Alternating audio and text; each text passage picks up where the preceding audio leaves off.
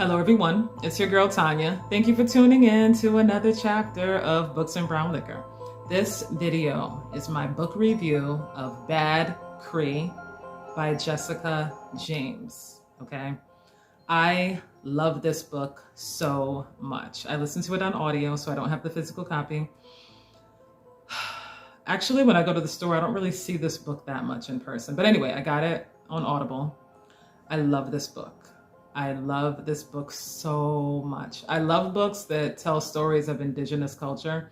I think those stories need to be told. I really enjoyed The Only Good Indians by Stephen Graham Jones. That was dope.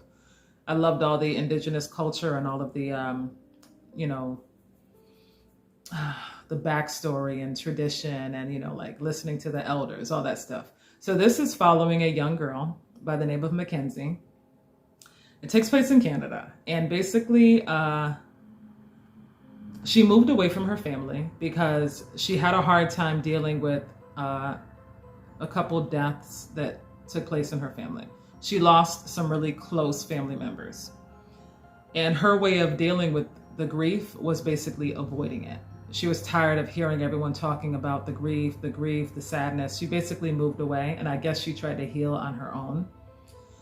So she moves away from her family, and she has a job, she's functioning, but she is having these really vivid, disturbing dreams. These dreams progress, they get darker and scarier and feel more real. However, the dreams become very real when she realizes that she is bringing things back with her from the dream. The story literally opens up with her having a bad dream about, snapping the neck of a crow. And when she wakes up, the head of the crow is still in her hands. Whoa, that's a lot. Can you imagine? That's a lot to take in. And then she closes her eyes and like the crow is gone. So she is bringing things back from the dreams. That's huge. That's a huge revelation, right? And that's only the beginning. Why is she having these dreams? Why are these dreams getting worse and worse and more ominous? Why does she have the ability to bring things back from her dream? Is someone trying to tell her something? Is someone trying to show her something? Are the questions I was asking myself as the story progressed. So I think it's beautifully written. I love the characters and I love the family dynamics. So basically, shit is getting out of control. She can't handle it. It's getting worse and worse and worse. So she decides she has to go back home. She needs the support of her family and also speak to some of the elders, because her mom doesn't speak a whole lot on certain things, but like the aunties and their stories, they got the knowledge, they got the wisdom. She learns a lot by talking to the aunties. The aunties are like everything in this book.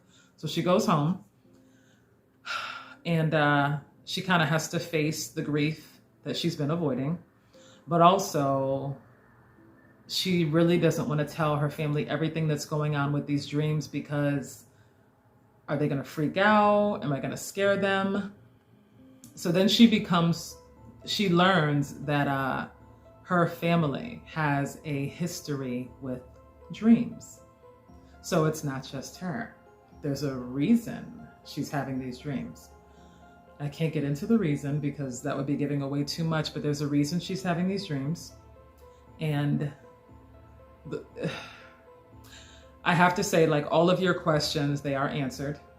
Her issues do meet, they do reach like a revelation, a very shocking revelation, but it's worth it. I love this story. I like the writing. I love the family. I love how even when they're so like, the family's very close knit.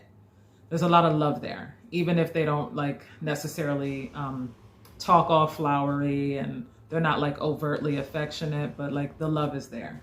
The bond is there. The closeness is there. So that was refreshing, that our character, she had a lot of support from cousins, sister, aunts, and mom, of course, right? Because some things we don't want to talk about our mom with, but auntie's there. It's all good.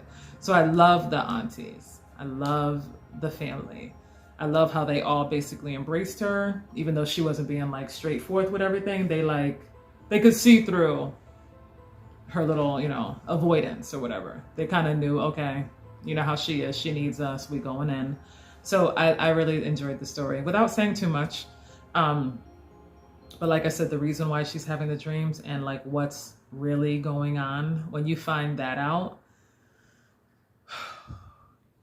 I was satisfied. I was definitely satisfied with the ending and the revelation. All I can say is,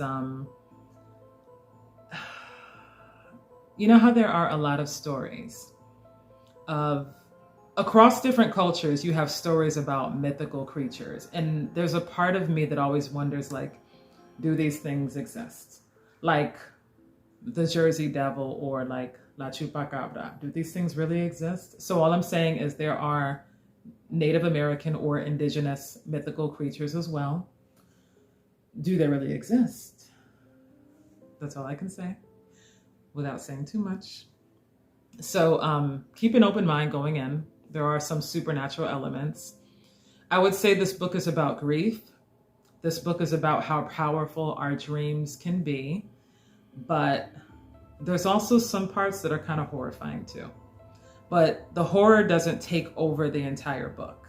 There's spooky elements, but I would say mainly this book is about grief and the power that dreams have over us.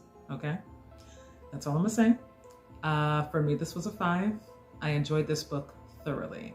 I do recommend this book if you love stories about indigenous culture, if you love stories about like the fantasticness of dreams. Did I say that right? Like, you know how like in some cultures, dreams are a big deal.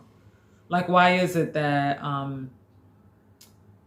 what do you call that? A dream catcher. You know how dream catchers are like a big thing in certain cultures. And then like for some people, a dream catcher is a decoration. They're cute. They are cute. But like for some people, why do they have dream catchers above their bed to capture all the bad dreams? That's all I'm saying. Okay. That's all I'm saying. This is a 5 for me. I recommend it. And thank you for watching. I wish you good reading. Bye.